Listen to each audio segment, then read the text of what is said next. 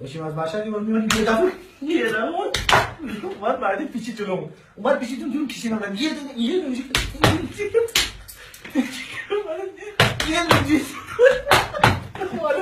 آمون گرفتم راحت رسیدیم به دست اندازه کشیدیم اما میرفتیم که خیلی ساعت زیاد شد یه ساعت زیاد شد یه ساعت زیاد شد سلام نمیدونم چیکار بکنم یعنی دندون همین داشتیم رفتیم یهو من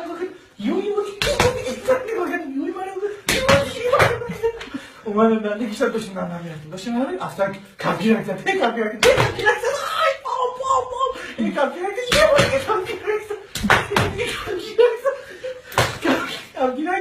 من ایستم بودم آقا چیه مگه؟ آقا من چیه مگه؟ من چیکار کنم؟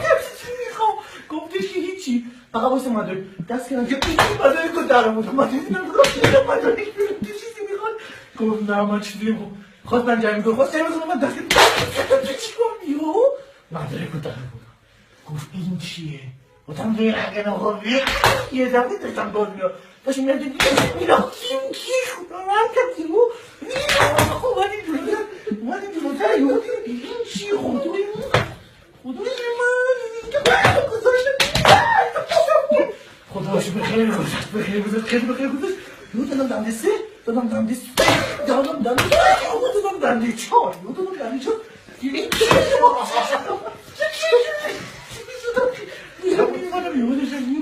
کشیدم من بود یهو ایستاد گریدم ندارم بودم دیدم نمیدونم چرا الان جلوتر کمک رو بنده من خواب بود گفتم چرا خوابی؟ گفتم چرا خوابی؟